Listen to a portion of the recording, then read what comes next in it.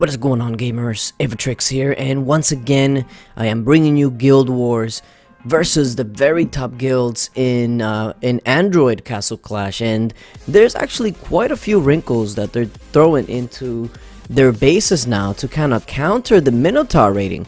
Now, and I will tell you this, for those of you that watch my videos that say that it's so easy now to do Mino raids, it's really not as easy as you may think it is. There is a lot of timing that goes into it, and you have to know exactly how everything works before you try something like this. I've actually noticed a lot of people trying the Minotaur route and just completely failing at it because they just think, well, Minotaur just has to proc and I win. But that's actually not the case. There's a lot that goes into it that you need to make sure you have down. Now, take a look at what happens here. Now, my Pumpkin Duke gets his first proc, but look what's happening in this base. He puts his bombs where he would think people would go in with their Pumpkin Duke, and it's exactly what I was doing. So this base is really specifically against snipers for one, but also very strong against Minotaur to kind of take you by surprise. And once I saw that Pumpkin Duke was gonna die to bombs, I stopped it all, because if you notice, Minotaur was only about halfway energy, so he was not gonna proc anytime soon. And that's why I don't like Revitalized Minotaur as far as a crest set, because it does not give you much room to make decisions. Now in this one, what I did is I made sure that my Dread Drake was the one to soak up some of those bombs. That way my Pumpkin Duke was a bit safer. Now once I go ahead and clear out all these troops, then it's gonna be a better time for my Minotaur. Also, I'm seeing a lot more Harpy Queens, and Harpy Queens are a good counter to Minotaur, because if it hits the Minotaur, it's gonna lower the attack. So keep that in mind. Now, the only thing though is that with my strategy here, Minotaur should never really get hit by Harpy Queen. So just keep that in mind. Okay, now that base is done with. Let's go ahead and revive hero. That's one thing that you have to, you have to do when you're doing Minotaur. You're probably gonna have at least 1 or 2 heroes die for the most part, so just be ready to revive them. So here we go. Now this one, again, another anti-Mino base, but like I tell people, the 1 Pumpkin Duke stack, 2 Pumpkin Duke stack, 100 is not by law. You can just go 1 Pumpkin Duke proc and then 1 Cupid proc, and you're still gonna be good if you have the same type of Minotaur that I have. It is 8 War God, 100 Inscription, and 5 Bulwark Crest set.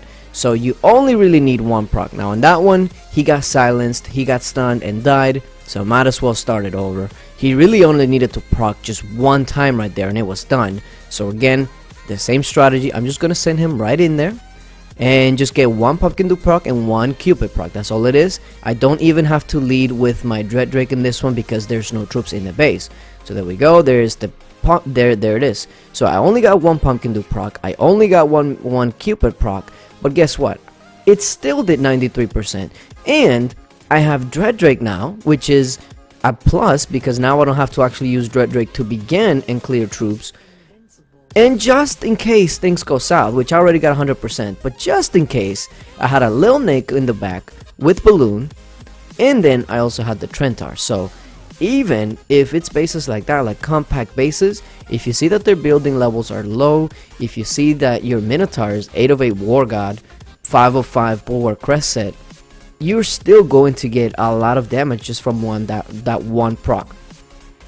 Now this one's a little bit interesting because the buildings, the base is pretty much the same as you've seen before, but the buildings are a little bit spread out. But essentially, it doesn't really matter because one big piece that he forgot is that there's a town hall out there.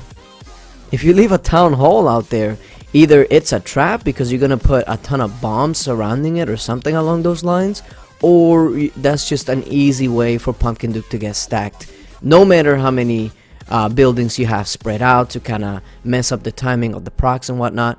When you have a town hall up there, you're just asking for it to be double stacked Pumpkin Duke.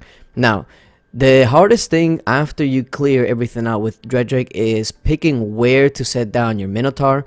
Now I picked in this side right here because I thought it was the best way to go about it, and it certainly was. So again, the buildings were a little spread out, I guess, to kind of mess with the timing, but when you leave a town hall out there, it really doesn't matter what you do with the outside buildings. It just doesn't. So let's go ahead and go into the next one. Let me see. I believe it was a Black Skies 249. Yeah. So here it is. F type. Now this one, pretty much the same base. The only difference on this one is that this guy has, I don't know, 120 guardians more than likely. But with Dread Drake leading and Phoenix, all you need is the right procs from Phoenix, and it's over with. Not only that, the arrow towers actually feed Dread Drake energy to make him keep proccing, so that's a plus. Now, if that was arrow towers, I think it would actually be trickier, because Dread Drake would actually not be proccing as much, and Dread Drake wouldn't die. And that's one of my strategies, is to have Dread Drake die. I do not want Dread Drake to stay alive, because he'll clear too many buildings in the outside. Now again, this base has a town hall in the outside. That's literally like, you never want to do that, like, at all. There he goes. You get the 1 proc, 2 proc, and then 100. Pretty straightforward. And a lot of times, even though these are top bases, like if you try to snipe these bases, you're just gonna have a horrible time. With Minotaur in this kind of base, like right here, this is pretty much a cookie cutter base at this point. Like, it's so easy to beat that for me, I rate it like blindly. Now this one is a little slightly different, because it actually has the town hall inside. But at the end of the day, it's the same base, it's the same boring stuff. The heroes don't matter. 8 of 8 stone skins all across the board don't matter, because your buildings are still going to be taken out. So it doesn't really matter. So again, the strategy is Dread Drake to lead, take care of all the troops, soften up some buildings up to about 20% or so, which is actually exactly where we want to be. 16% is just right, 18% perfectly fine with me.